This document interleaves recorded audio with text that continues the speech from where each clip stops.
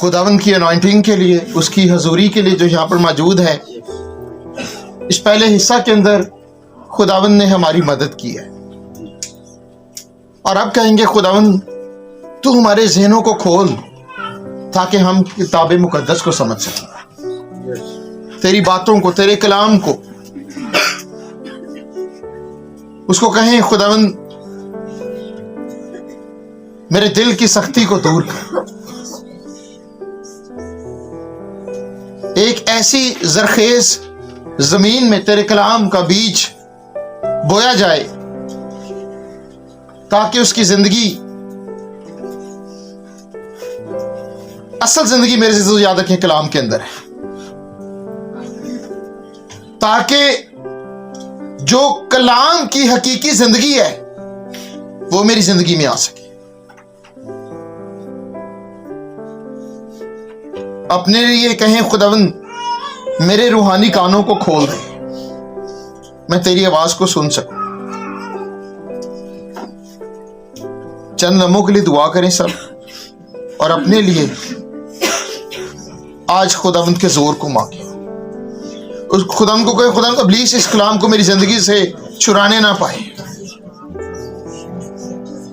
खुदावंद ये कलाम मेरे लिए बाइस तवानाई हो, बाइस ईमान हो, बाइस मजबूती हो, बाइस तरक्की हो, बाइस गलबा हो।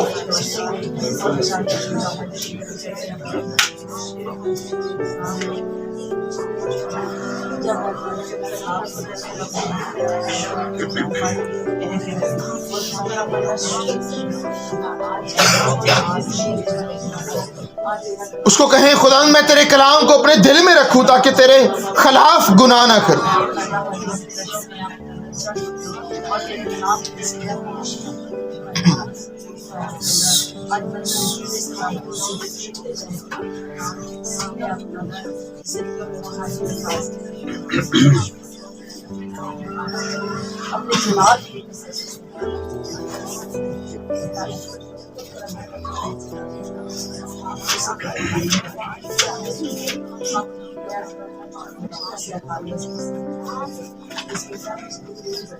Yes, Lord.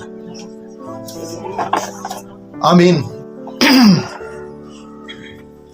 इससे पहले कि हम अपने मैसेज की जानिब बढ़ें, एक बात मैं आज सुबह आपके साथ करना चाहता हूं। हर शख्स ये चाहता है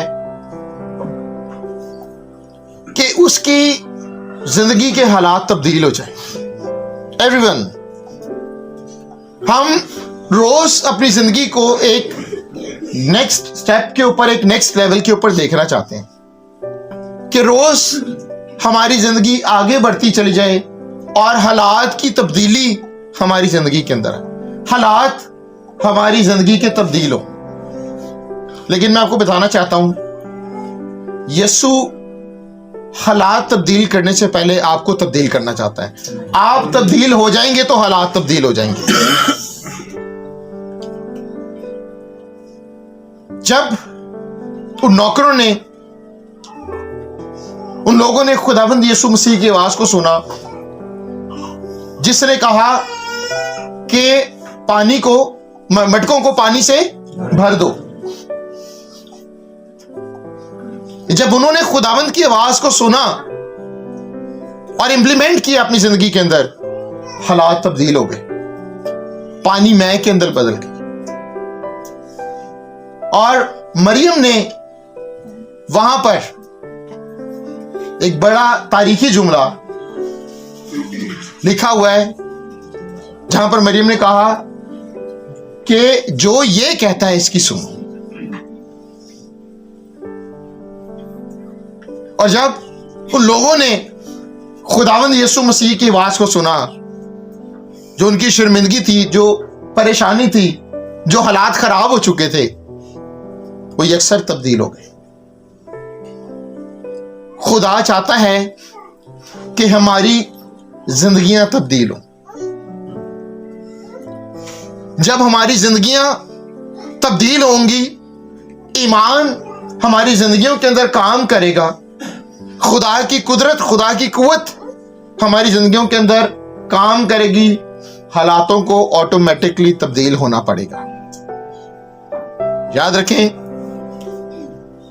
हालात हमारे ताबे नहीं हैं, हालात खुदा के ताबे, और खुदाबंद यीशु मसीह हालातों पर गालिब है। हम एक अक्सर गीत भी गाते हैं, हालात बदल जाते हैं यीशु तेरे, किसके आने से? यीशु के आने से हालात बदल जाते हैं। सो अगर आप चाहते हैं कि आपकी जिंदगी के हालात बदल जाएं, सबसे पहले अपनी जिंदगी के लिए दुआ करें। हम हालात के लिए रोज दुआ करते हैं, खुदावंद हमारे हालात बदल जाएं। हम इस चीज के लिए बहुत कम दुआ करते हैं कि खुदावंद हमारी जिंदगी बदल जाए। जिस दिन जिंदगी बदल गई, सोच बदल गई, ख्याल बदल गए, हमारा जो लिविंग स्टाइल का पैटर्न है वो बदल गया, हमारे हालात खुदा की कुदरत के वसीला से ऑटोमेटिकली चेंज हो जाएंगे। आमीन। सो इस बात को हमेशा अपनी दुआओं में याद रखें कि खुदावंद तू मेरी जिंदगी को तब्दील कर। जब आपकी जिंदगी तब्दील होगी, खुदा हर चीज को नया कर देगा। पुरानी चीजें जाती रही, देखो वो जब खुदा ट्रांसफॉर्मेशन का काम करता है, फिर वो स्क्रैच से करता है, जीरो से करता है, बिल्कुल बिल्कुल बिगिनिंग से करता है, और वो करता करता करता हर चीज को तब्दील कर देता है। तो मेरे से तो खुदा आपके हालात को तब्दील करने में इंटरेस्टेड है, उस वक्त जब आप अपने आप को तब्दील करने में इंटरेस्टेड होंगे।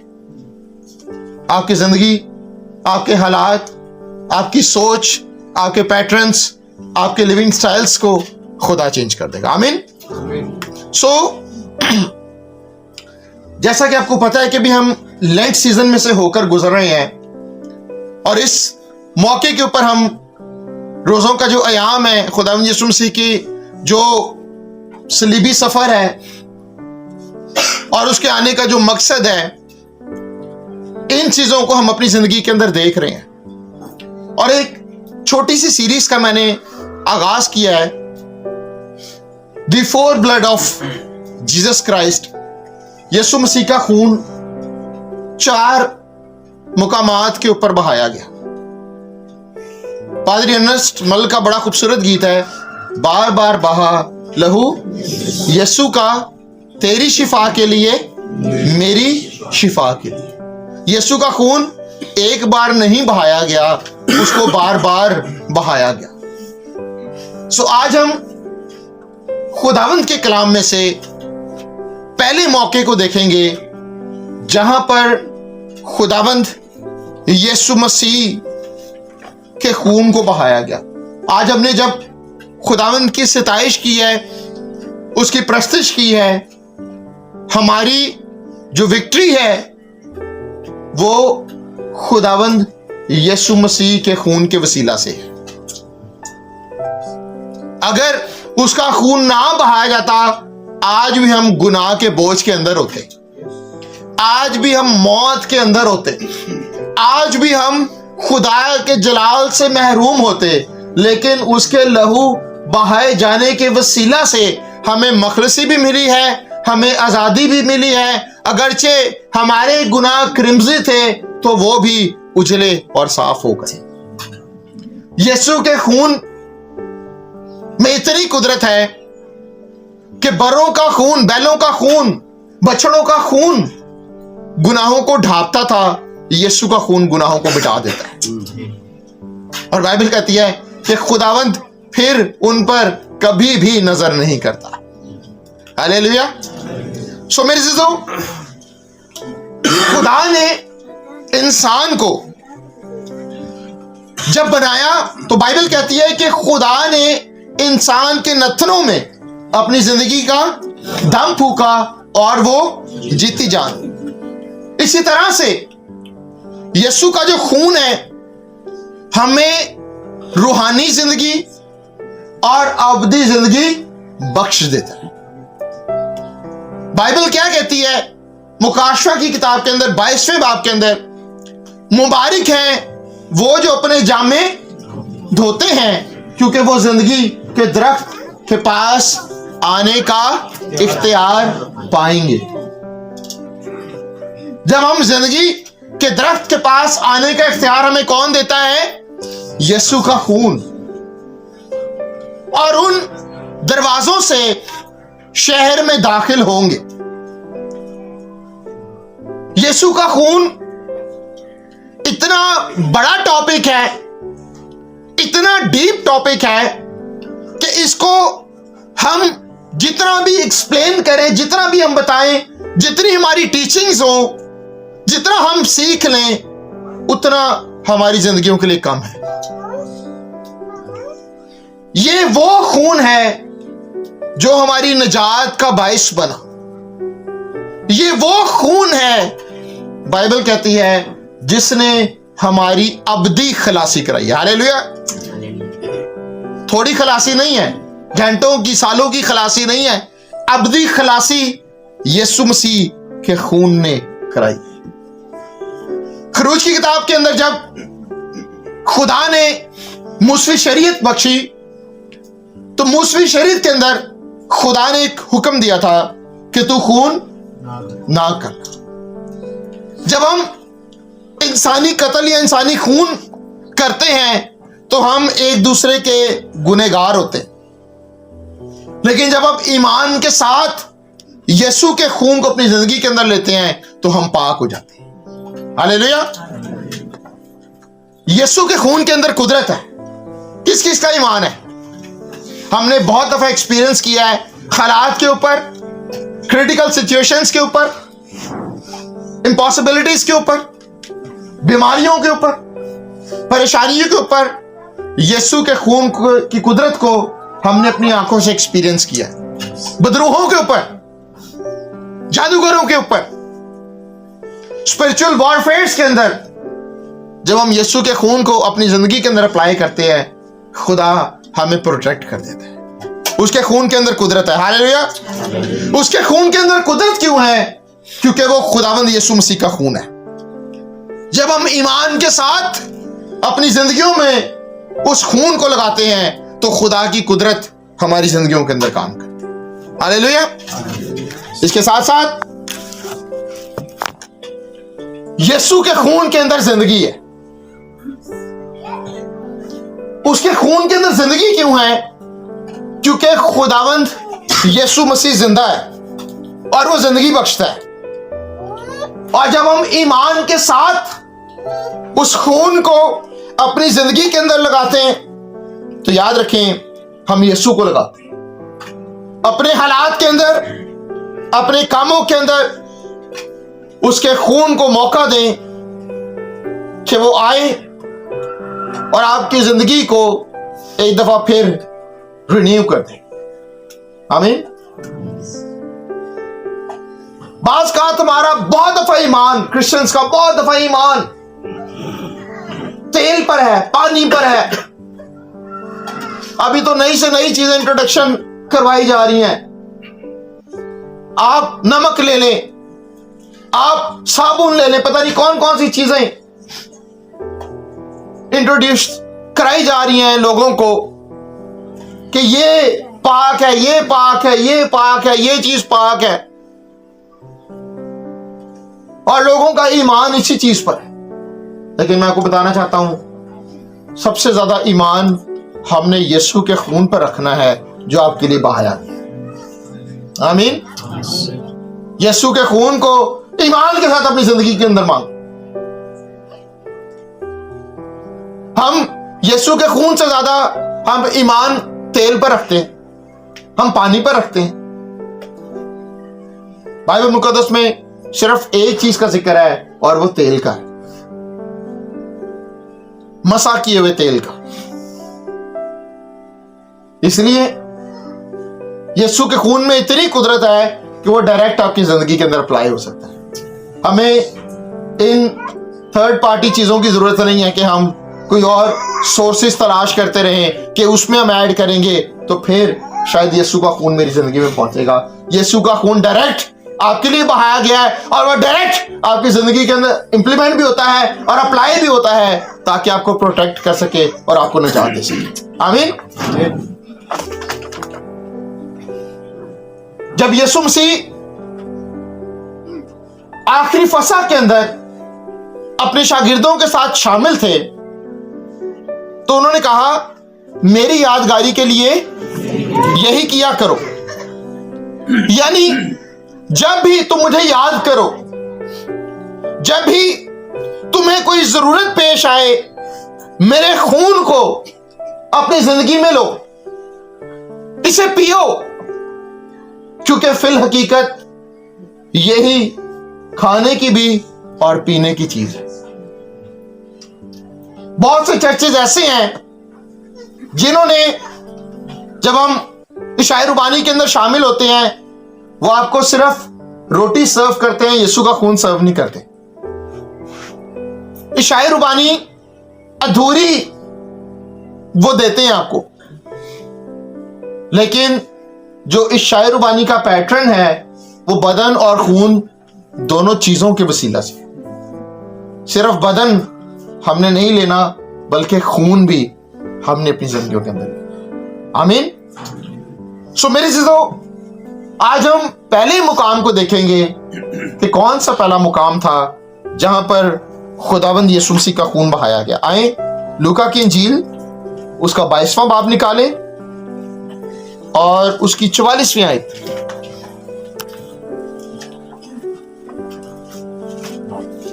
जो उर्दू की स्टैंडर्ड बाइबल्स हैं उसमें सफा नंबर 77 है।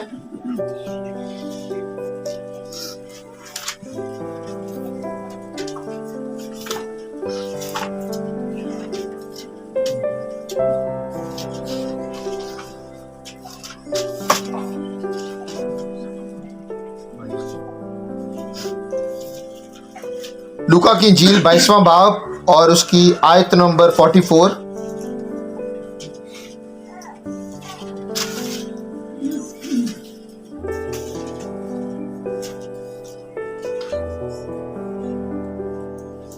जी निकाल ली सबने?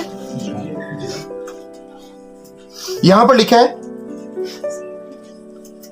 फिर वो सख्त परेशानी में मुब्तला होकर और भी दिल सोजी से दुआ करने लगा और उसका पसीना गोया खून की बड़ी बड़ी बूंदें होकर जमीन पर टपकता था। आमीन। क्या काम हो रहा है जी? पसीना जो है किसके अंदर बदल गया है? खून की बड़ी बड़ी, यहां पर 2 दफा लिखा है कि खून की बड़ी बड़ी बूंदें होकर टपकता था। जब सिचुएशन उसकी जिंदगी के अंदर है और ये वो मुकाम है, पहला मुकाम जो फैसले का मुकाम है, और इस फैसले के मुकाम के अंदर खुदावंद यीशु मसीह दुआ कर रहे हैं और फाइनल फैसला उन्होंने अपनी जिंदगी के अंदर लेना है। इस बड़े कफारे से पहले और दुआ के अंदर फरिश्ते आकर उसको तकवीत भी दे रहे हैं। और दुआ क्या हो रही है यहां पर? ऐ बाप, मेरी नहीं बल्कि तेरी मर्जी। पहले उसने इकरार भी किया है, हो सके तो ये प्याला मुझसे टल जाए, लेकिन फिर भी मेरी नहीं बल्कि, सब मिलकर बोले, तेरी मर्जी। ये फैसले का मुकाम था जहां पर हमने खुदा की मर्जी को जानना है और सीखना है कि हमारी जिंदगियों के अंदर किसकी मर्जी पूरी हो रही। डॉक्टर्स कहते हैं कि जब इंसान सख्त किस्म के डिप्रेशन के अंदर हो, स्ट्रेस के अंदर हो, तो ये कंडीशन उसकी जिंदगी के अंदर होती है कि उसका जो पसीना है, मसाम इस कदर उसके खुल जाते हैं कि जो पसीना है उसकी जगह खून आना शुरू हो जाता है। ये स्ट्रेस का, टेंशन का, डिप्रेशन का एक पीक लेवल है जहां पर पहला मुकाम खुदावंद यीशु मसीह का खून बह निकला। मैं वो 14 मुकामों का जिक्र नहीं यहां पर कर रहा, यहां पर हम 4 पॉइंट्स सीखेंगे कि पहले मुकाम के ऊपर खुदावंद यीशु, क्योंकि हर खून बहाए जाने का एक मकसद है, यू नो।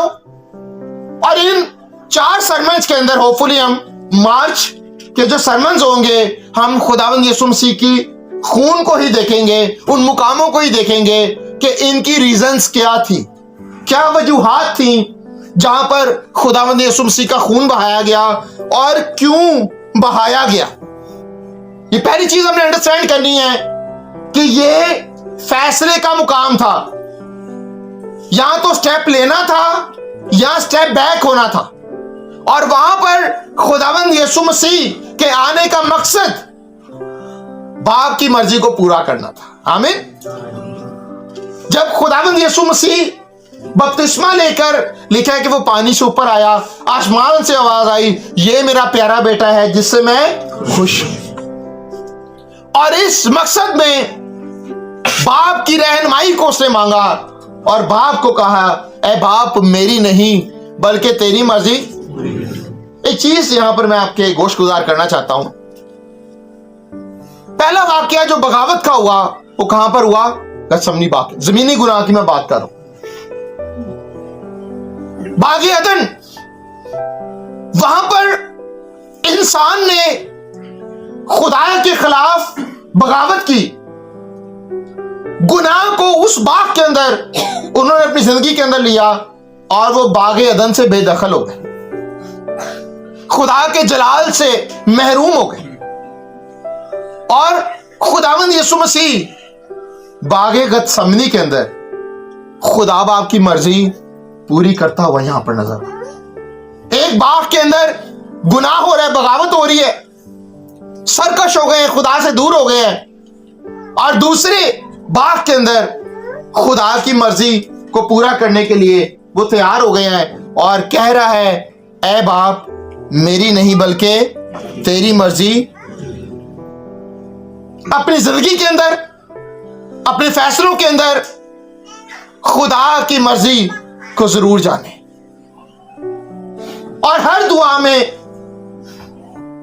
इन जुमलों को शामिल करें और खुदा की मर्जी रोज अपनी जिंदगियों के लिए दरियाफ्त करें। हालेलुया। सो गुनाह की जो फितरी वजह थी, इंसान की फितरत के अंदर बगावत आ गई।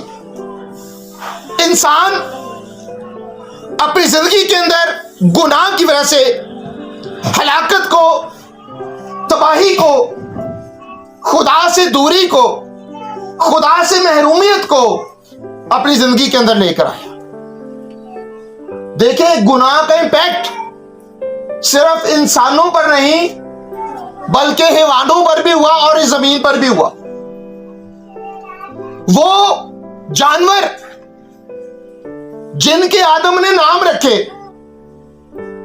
आदम को जिनसे डर नहीं लगता था, वो जानवर खूंखार हो गए। आदम गुनाह से पहले शेर के साथ फिरता होगा, उसने उसका नाम भी रखा होगा शेर, लेकिन एक वक्त गुनाह के बाद इंपैक्ट क्या हुआ कि शेर से वो डरने लगा, शेर खूंखार हो गया। वो जो बरकत थी सारी, अदन के फ्रूट्स, अदन की खुशबू, महक, अदन की बरकत, वो उसकी जिंदगी से जाती रही। वो हरियाली, वो सब्जा, वो सरखेजी उसकी जिंदगी से जाती रही। और क्या हुआ? खुदा ने कहा कि जमीन तेरे लिए ऊंट कटारे उगाएगी और जब तक तेरा पसीना नहीं बहेगा ये तुझे हासिल नहीं देगी। ये किस वजह से हुआ? इंसान बगावत पर उतर आया, खुदा की मर्जी के खिलाफ हो गया, और उस जमीन पर जिस पर इंसान का खून और पसीना गिन रहा था और फिर वो उसके लिए फसल को पैदा कर रही थी, अनाज पैदा कर रही थी, उसी मौके के ऊपर अदन के अंदर खुदावंद यीशु मसीह का खून भी बह रहा है। और जब खून उसका बह रहा है और भी दिलसोजी से वो दुआ कर रहा है और अपने फैसलों के अंदर, अपनी जिंदगी के अंदर वो खुदा की मर्जी को शामिल कर रहा है और कह रहा है कि ए बाप, मेरी नहीं बल्कि तेरी मर्जी पूरी हो। हमारी जो दुआएं होती हैं वो कहते हैं, ए बाप, तेरी नहीं बल्कि मेरी मर्जी पूरी हो। मैं क्या सोच रहा हूं, मेरे दिल में क्या है, मेरे मकासद क्या हैं, वो पूरे हों, तेरी मर्जी मैं बाद में पूरी करूंगा। आज हम खुदा के साथ भी बड़ी अपनी जिंदगियां शराइत के अंदर गुजार रहे। हम खुदा के आगे सरेंडर नहीं कर रहे, सबमिट नहीं कर रहे। अच्छा खुदा, अगर तू ये कर देगा तो मैं ये कर दूंगा। हमने खुदा के साथ बहुत सी शराइत रखी हैं और इन शराइत को लेकर हम खुदा के साथ चल रहे हैं, लेकिन हमने अपनी जिंदगी खुदा के सामने सरेंडर करनी। आमीन। बहुत से लोग इस बात को सोचते हैं कि जब हम तौबा करेंगे, हम बपतिस्मा लेंगे, तो बहुत सी चीजों को हमने छोड़ना पड़ेगा। क्यों? क्योंकि हम अपने हिसाब से चीजों पर गलबा पाना चाहते हैं। हम कहते हैं खुदा, पहले मैं सिगरेट छोड़ दूंगा, मैं शराब छोड़ दूंगा, मैं नशा छोड़ दूंगा, मैं जुआ छोड़ दूंगा, फिर मैं तौबा करूंगा और फिर मैं बपतिस्मा लूंगा। लेकिन याद रखें, हम अपने तौर से कभी भी गुनाहों पर गलबा नहीं पा सकते। अगर हम अपने तौर से गुनाहों पर गलबा पा लेते तो यीशु को आने की जरूरत ना पड़ती, खून बहाने की जरूरत ना पड़ती। लेकिन याद रखें, हमने सिर्फ इतना करना है कि हमने खुदावंद यीशु मसीह को सिर्फ कबूल करना है। जब जिंदा खुदा आपकी जिंदगी के अंदर आएगा तो याद रखें, मुर्दा काम आपकी जिंदगी के अंदर से जाएंगे। जब कामिल आपकी जिंदगी के अंदर आएगा तो नाकिसपन आपकी जिंदगी से जाना शुरू हो जाएगा। इसलिए इस बात को छोड़ दें कि हम गुनाह पर गलबा पा लेंगे, हम पहले ये छोड़ेंगे तो फिर ये होगा। यीशु जब आएगा सब कुछ छूट जाएगा। यीशु जब आपकी जिंदगी के अंदर आएगा, ज़कई की जिंदगी के अंदर जब यीशु आ गया, उसकी जिंदगी के हालात बदल गए, उसकी सोच बदल गई, उसका लिविंग स्टाइल बदल गया और खुदा ने कहा कि आज इस घर में निजात आई है। अगर आप ये सोचते रहेंगे कि आप पाक होकर यीशु के पास आएंगे तो ऐसा मुमकिन नहीं है, क्योंकि इब्ने आदम खोए हुओं को ढूंढने और निजात देने आया है। वो गुनहगारों की तलाश में इस जमीन पर आया है। हालेलुया। जब यीशु का खून हमारी जिंदगी के अंदर आता है, हमारी जिंदगी के अंदर बहुत बड़े चेंजेस रूनुमा होते हैं। घरों के अंदर अक्सर लड़ाइयां हैं, झगड़े हैं, मारपीट है, नशेबाजी हैं। लेकिन जब खुदावंद यीशु मसीह आपकी जिंदगी के अंदर आएगा, फिर आप गालियां नहीं देंगे, फिर आप नशा नहीं करेंगे, फिर आप अपना वक्त जाया नहीं करेंगे, क्योंकि उसके खून के अंदर कुदरत है। हालेलुया। एक बात याद रखें, कुछ भी छोड़ने से निजात नहीं मिलती, यीशु को कबूल करने से निजात मिलती। आप जैसे हैं, खुदा आपको वैसे ही एक्सेप्ट करना चाहता है। आप जैसे भी हैं। मुसरफ बेटा जो कुछ मर्जी कर आया, उजाड़ आया, बर्बाद हो गया, खत्म हो गया, लेकिन बाप उसके लिए बाहें पे सारे खड़ा हुआ था। और जैसे ही वो बाप की तरफ लौटा, लिखा है कि बाप दौड़ा उसकी तरफ और जाकर उसने गले से लगा लिया। हालेलुया। जब हकीकी निजात और हकीकी यीशु आपकी जिंदगी के अंदर आएगा, आपकी निजात उस दिन मुकम्मल हो। दुआ ये किया करें कि गतसमनी बाग के यीशु का खून मेरी जिंदगी के अंदर आए। हालेलुया। अगर आपकी जिंदगी के अंदर कहीं भी बगावत है, नाफरमानी है आपकी जिंदगी के अंदर, आप गतसमनी के यीशु का खून अपनी जिंदगी के अंदर लगाएं। अक्सर लोगों का प्रॉब्लम यह है, ईमानदारों का, कि वो गुनाहों को छोड़कर फिर गुनाहों के अंदर गिर जाते हैं। लेकिन याद रखें, यीशु के खून को उन गुनाहों के ऊपर लगाएं।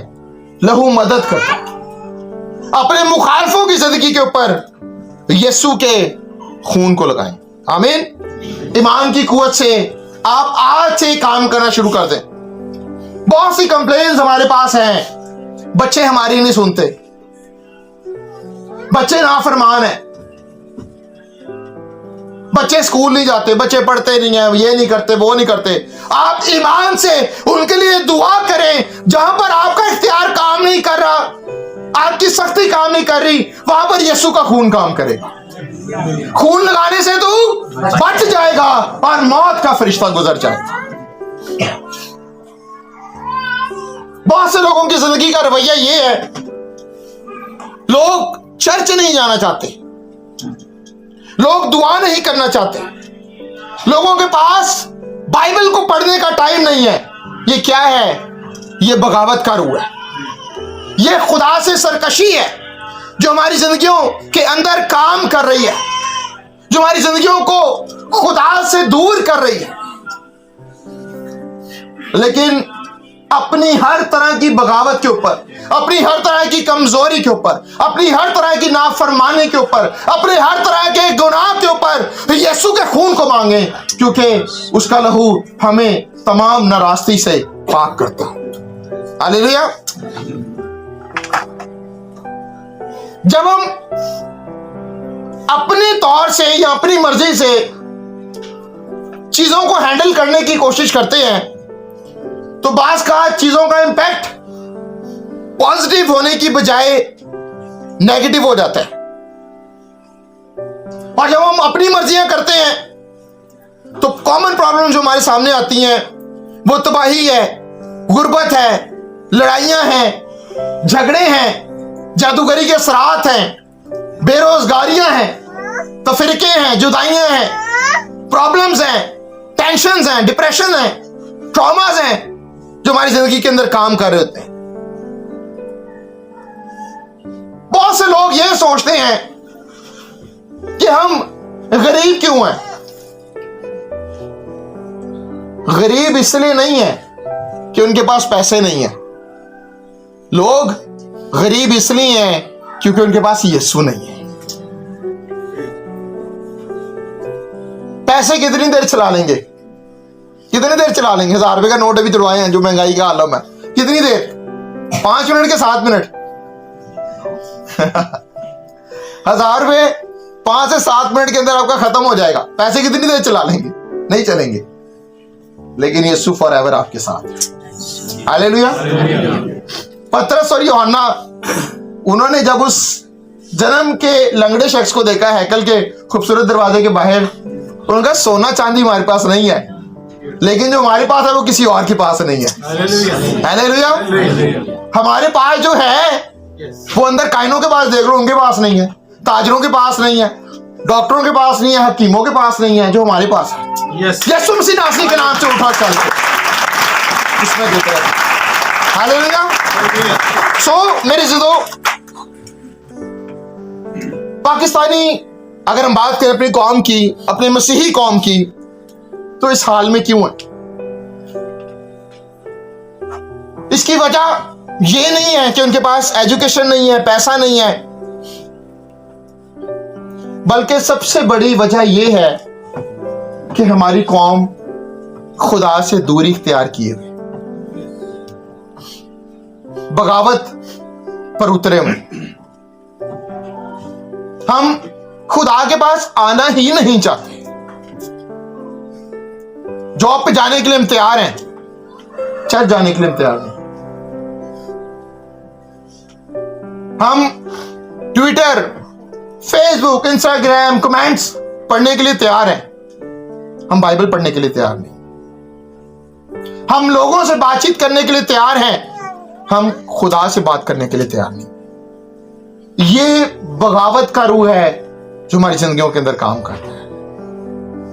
और इन रवैयों के ऊपर यीशु के उस खून को मांगना है ताकि हमारी विल्स के अंदर, हमारे फैसलों के अंदर खुदा की मर्जी शामिल। हालेलुया। तो याद रखें, जब यीशु आपकी जिंदगी के अंदर आएगा आपकी जिंदगी के अंदर खुशहाली आएगी, शादाबी आएगी, बरकत आएगी, ब्रोमंदी आएगी। बरों का जो खून था वो हलाकत से बचाता था। मुल्क मिस्र के अंदर जब कहा गया कि जी बरे का खून लगाएं, तो जिन घरों की चौखटों के ऊपर, दरवाजों पर बरे का खून था, वहां पर हलाकत नहीं हुई, वो बच गए। लेकिन यीशु का खून हमें अबदी हलाकत से बचाता है। आइए एक हवाला निकालें, इसके बाद हम मैसेज का इख्तिताम करेंगे। पहले यूहन्ना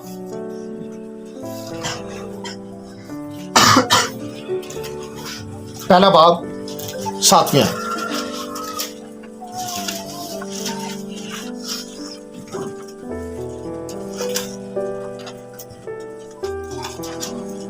पहले यूहन्ना का आम खत उसका पहला बाब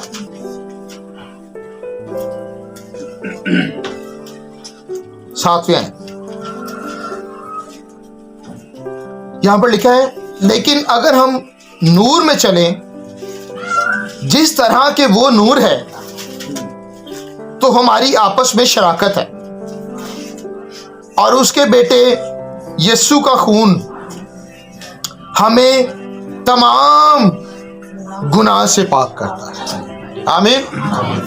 अगर हम किस में चलें जी? जिस तरह के वो, तो फिर हमारी आपस में शराकत है। नूर में चलें। गुनाह या पीतल का जो आसमान है, गुनाह की वजह से जो तारीकी है, यीशु का खून जब हमारी जिंदगी में आता है, हम धुल जाते हैं, आसमान हमारे लिए खुल जाता है। ग्रेस का आसमान, फजल का आसमान, किब्रिया का आसमान हमारे लिए खुल जाता है। और नूर के साथ हमारी अगर शराकत है, तो फिर उसके बेटे यीशु का क्या है जी?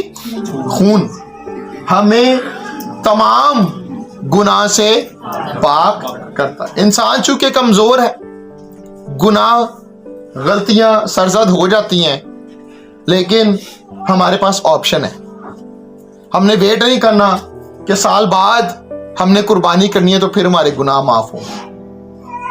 इंस्टेंटली ये फजल है। इंस्टेंटली जहां कहीं आप हों और आप उसके खून को मांगे, वो आपको तमाम नाराजगी से पाक कर देगा, तमाम टेंशन से, तमाम बीमारियों से। उसका खून हमें पाक करेगा। आमीन।